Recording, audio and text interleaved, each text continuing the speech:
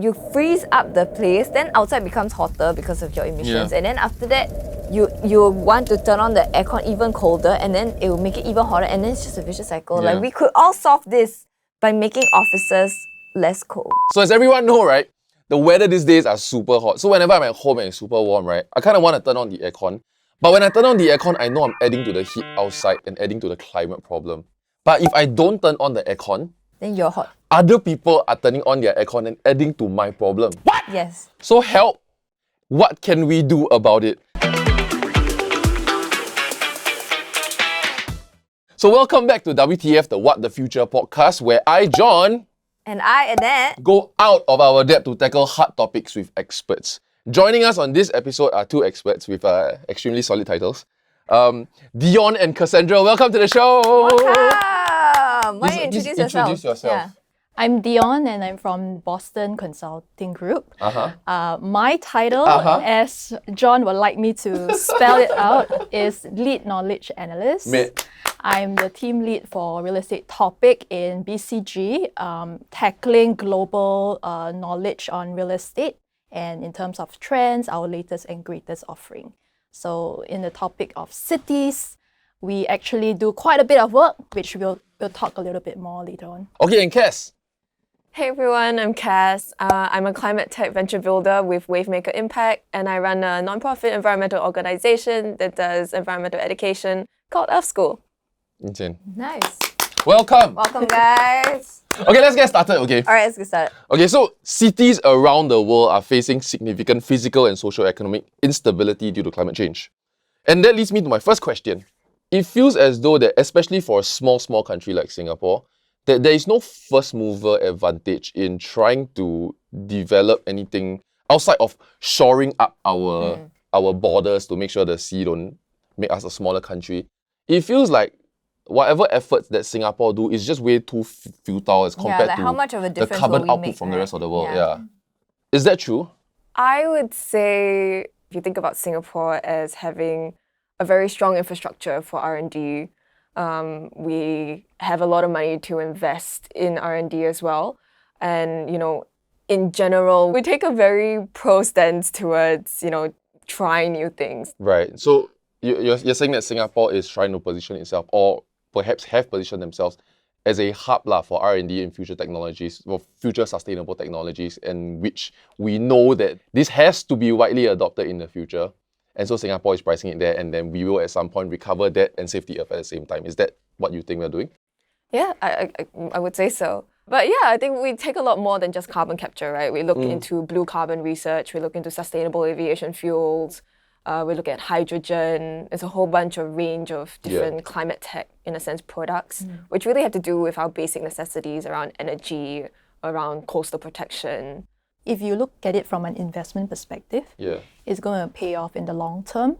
So I would say anyone who's in it for the long term and also for the greater good are jumping onto the bandwagon right now. If we do nothing about it, basically what we would see is that the youths of today would experience what IPCC says, right? The 1.5 degrees additional in future. So I think it's really about us thinking about our next generation of people and the quality of life that they'll be in. Let's not go too far into the future, right? Let's look at the immediate 5 to 10 years, right? What does climate change mean for Singapore? What has changed? So you may have experienced in recent months like super hot weathers. I don't even feel like going out anymore. Yeah, and just staying indoors. Just that and more frequent and heavier occurrences of rainfall. So I think those are some examples, what we see evidently as some of the symptoms of climate change worsening. But it does feel like, so we try and fix that, right? Because obviously there's also very real problems like heat stroke and stuff like that. There's a little more immediate. So we fix that by building more shelters, right? Which construction equals emission, and then we build more shelter areas with air conditioning to cool people down so people don't pass out. Isn't the short-term solution contributing to a larger problem? No, I wouldn't say so. So this is from my URA's experience. we require developers to make sure that there's linkways in their buildings that connect people directly from point to point, especially from MRT stations, key transport nodes. So these construction are actually high in capital expenditure. It's going to last us for a long time. Right. 40, 50, 60 years, right? And our typical land lease is 99 years. So I would say that it's something that it's a cost that you pay upfront, but definitely something that is for everyone's enjoyment down the road. So Annette, this one's new to me, right? So besides rising sea levels, there is also something called land subsidence. Oh. You know or not? Actually, I don't know what is it. Land subsidence. I'm very disappointed. I know. What? Is it like land reclamation? Wrong. So it right? literally means, right? I'm very disappointed myself. I don't even know this. It literally means the ground beneath us is sinking. So sea level be rising. Okay. Land be sinking. It's a double problem. I don't know why I'm smiling. It's not even a good thing. It's a terrible thing. It's horrible. In fact, neighboring cities like Bangkok and Jakarta, Ho Chi Minh are sinking fast while the sea around them is rising. Why is this happening? Why do land be sinking all of a sudden? Or is it not all of a sudden? It can't be that, right? For example, our neighboring countries and the cities like Bangkok, Ho Chi Minh City, Jakarta, these are all cities that are sinking really quickly, faster than they would like, right? And faster than nobody I guess. Yeah. So the rate of sinking ranges also between like 4 and 16 mm per year. What? Yeah, so it's not really good news. So if you imagine a city as a sponge, right? Yes. That's actually the very common analogy that we use, a sponge, or some people say it's like a mattress filled with water. Originally because we have like oceans and all that, right? But because of this urbanization, people also need water for their daily lives. So they do groundwater extraction, and that removes the water from the sponge. Right. Yeah, and over time, the sponge becomes very soft because all these waters are removed. And if you are adding more weight onto it with buildings, the whole situation just worsens. Take Jakarta, for example. It's also surrounded by waters. Right. So overall, as a country with all these multiple forces at the same time, not even to mention like the natural factors that, how our Earth's like tectonic plate movements and all that, right? The combination of all these factors definitely is pushing the ground down further, and that is why they are looking at building the second capital city called Nusantara. Yeah, what is the vertical land movement? Are we pushing upwards or? Technical, guys. Yeah. So vertical land explain movement is a natural occurrence whereby the land actually moves up and down. Imagine it being on a liquid board or some sort. Okay. Yeah. So it naturally moves up and down. From what? Like the lava? Yes. Oh, yes. really? Yeah. I mean, yes. So it goes back to our schooling days whereby we learn in geography, right? There's like tectonic plate movements, natural movements, and all that. Because of this, Singapore is really susceptible being in a kind of like, it's coastal. We are coastal as well. Yeah.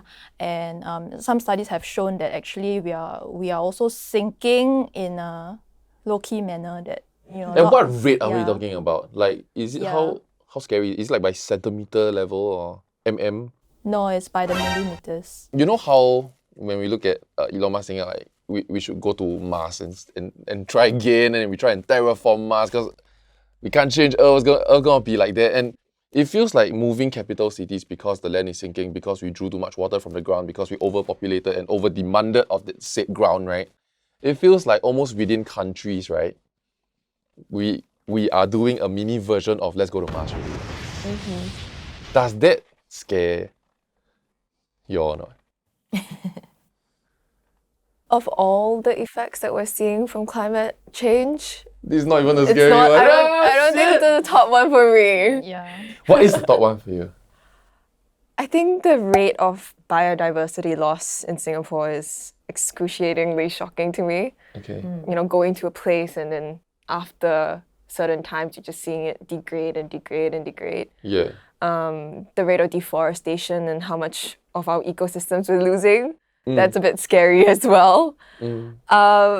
Professor Ben Keshaw at the Lee Kuan Yew School of Public Policy, he wrote a paper characterizing climate change as a super wicked problem. And he lists a few factors, right?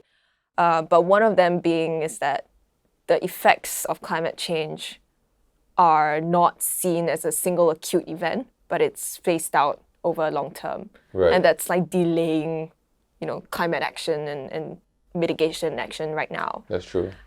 Which is kind of a theme of what we've spoken a lot about, right? Yeah. About long term versus short term and what we can do now, and does it make sense to be a first mover? Going back to the heat, right? And this one's quite interesting. Do you know in Singapore, between the urban built-up areas and our more not so urban areas, because we don't have rural, right? Yeah. There's a temperature variance of as much as 7 degrees. Oh, really? That's crazy, A lot, It reminds me how long I've never been to the CBD. The CBD is the hottest, right, in Singapore? I Yes. would imagine, man. This is where you work. Yes, it's where I work. Hey, they do something about it, lah. Sorry. Are we expecting this variance, this spread to increase? So if you look at the study itself, this 7 degrees is the difference between our central catchment and the CBD. So Okay. one is like natural environment, the other one is like highly built up environment. Right. And that's why we see as much as 7 degrees even in our small island, right? But just going forward, honestly, I don't think whether it's about 7 or 10, we are already experiencing, heat. Maybe, John, you can elaborate a little bit more on what you meant by, individuals and corporations can play an active role in kind of reducing climate change. Like, what are some specific things that can be done? Just say on car usage, for example, right? This is something an individual can already do. The person can ask himself, herself, do you really need a car in the first place when we have such good transportation network? Where we use the public transport, we are actually sharing the carbon emission, right, with the rest of the people, rather than in a small vehicular unit of 4 people, 5 people at max, right? So just that comparison there is already like the first step in us making active choices and decisions in our daily lives. Then just scaling it up at a company level. So my company, for example, we have set out certain carbon budgets for people to travel around. Yeah, so other than financial budget, which, is buying air ticket and all that, right? We also have carbon budgets. So when we book, a flight, we look at the carbon emissions of that. And if it exceeds your carbon budget, sorry, you're not traveling to the meeting. Oh, wow. Yeah. It's completely self-imposed. Yes. That is mad. Well done, though. Yeah. What do you think is the incentive for a company to do that, besides branding? I think it's the commitment to our shareholders and even, just commitment to the world in general, right? Yeah, to say that, we are one player amongst all others. Right. But we demonstrate, the best practices and hoping that other firms would be inspired as well. Right. To be part of the cost, Yes. as opposed to just be seen with a cost. Correct. Wow, that's crazy. So, do you borrow carbon credit from your colleague? Like, hey, you still got or not? Can or not? Can share or not? Transfer. So it's a consolidated. It's not by a per person I basis. see. Where my office is at right now is at Robertson Quay. And it's super interesting because we have like this outdoor patio, which I like to sit because inside our office it's freezing cold. I don't understand why. So I always sit outdoors. And it's interesting because we look over the river and it's just these blocks of flats in an area called Jalan Kukoh. And when you look at the flats, right, what you kind of notice is that these are just 1-2 bedroom rental flats, by the way, is that only maybe 1 or 2 units will have an air conditioning vent or that unit on the outside, right? So you're thinking around how are these areas, in our heartlands keeping cool? Other than just the CBD, which has its own cooling system there, right? And I think a lot of our offices within the CBD and even out of the CBD have like extremely cold are temperatures. too cold. Yeah, so that's the I other thing don't where I was understand. wanted to go back to you. The first thing you were saying, where if you turn on the air conditioning, then it contributes to the heat outside also. But sometimes I feel so many buildings in Singapore, they're too cold. Like It's true, it's people true. are bringing their winter jackets to sit in Everything the needs to office. change. Yeah, it's like, why don't they just lower the temperature? Then because it's a Stop wearing suits. It's a vicious cycle, because then you freeze up the place, then outside becomes hotter because of your emissions, and then after that you want to turn on the aircon even colder, and then it will make it even hotter, and then it's just a vicious cycle. Like we could all solve this by making offices less cold. Trivia time. Do you all know where is the hottest spot in Singapore? Not like north, south, east, west. You can tell me the zone. Okay? First, we will hear from our resident expert, Annette. I'm gonna go with the spot that has the most buildings, like CBD area, like Tanjong Pagar. Is she close? I'm assuming you all know. Do you all know? Yes. You know, you know Yes. exactly where. Yeah. Do you know So also? they just know this answer. You all just know, like just come to work, your friends will just ask you these questions, huh? Okay. Yeah, okay, tell me. No, it's a prerequisite in order to get their jobs. Okay, so once, 1, 2, 3, you all say your answers, okay? See you all get it right, okay? 1, 2, 3. Telok Ayer. Ayer. Yeah lah, correct lah. That's why gossip video is also right. Is Indeed. that Telok Ayer They next are to Tanjong experts. Pagar? Yeah. Next to. But it's But not what? about the same area. Then you got it about right. What is the coolest part in Singapore? Okay, on the count of 3. Okay. I also don't know the answer. I just need to scroll a bit. Okay. Okay, 1, 2, 3. Pasir Bukit Ris. Timah. Upper Pierce. Indeed, it's Upper Pierce. Well done! Wow. But Bukit Timah is also close to Upper Pierce, right? No. So regional cooperation is essential for building resilient cities. For example, the ASEAN Strategic Plan on Environment prioritizes environmentally sustainable cities, right? My question being, what can we do to make a difference on the regional level? I think there are various pockets of opportunity that we can participate in. Just on this, right? The NYC's AEP is a super good program Solid plug. for youths to be engaged more. With On the a regional industry level, yeah. on a regional level to seek out opportunities to have an exchange of ideas with our neighboring partners as well. I mean, and when they graduate, they can also be more active, lend a more active voice in various forums. So there's like World City Summit, right, where they actually invite mayors and governors from around our region to participate and knowledge share on some of the best practices that's available and the resource available, so that we can cooperate and partner better. I want to encourage our youths to do the same. If you're wondering what the AEP program is, we send youth from Singapore to countries in ASEAN to kind of interact with counterparts over there and learn more about the different causes that affect youth. I think that's important because I think we take for granted the level of education we have, or even the developed worldview we have. Agreed. But when we look around us, many of the problems, right, it feels like it's either unsolvable, too big a problem, or cannot be solved already, or already solved already. And we take for granted the aspect that when we go around the world, take your privilege, right, leave it at the door, but bring what you've learned with you to expand your worldview and see what you can. How you can still contribute. You might be able to learn something there, you might be able to fix a problem there, and then that modified idea is something you bring home to Singapore or share with the rest of the world. I thought that's really interesting in what this program is all about. The WTF podcast is brought to you by the National Youth Council's Asia Ready Exposure Program in partnership with Singapore Institute of International Affairs. The AEP widens youth perspective and encourages appreciation for ASEAN and regional affairs. If you want to broaden your cultural horizons, then check out the link in our description and the description in the link below. Okay, with that, we've come to the end of this episode. We'd like to thank Cassandra and Dion for being part of this and thank sharing you for your joining foremost us. expertise. Exactly. the Now, two of us. we'll be moving on to my expertise, which is for just, 10 seconds. Which we all are a part of. Thank you for tuning into our podcast. We learned so much today about Resilient cities. Thank you, everybody. 6 solo.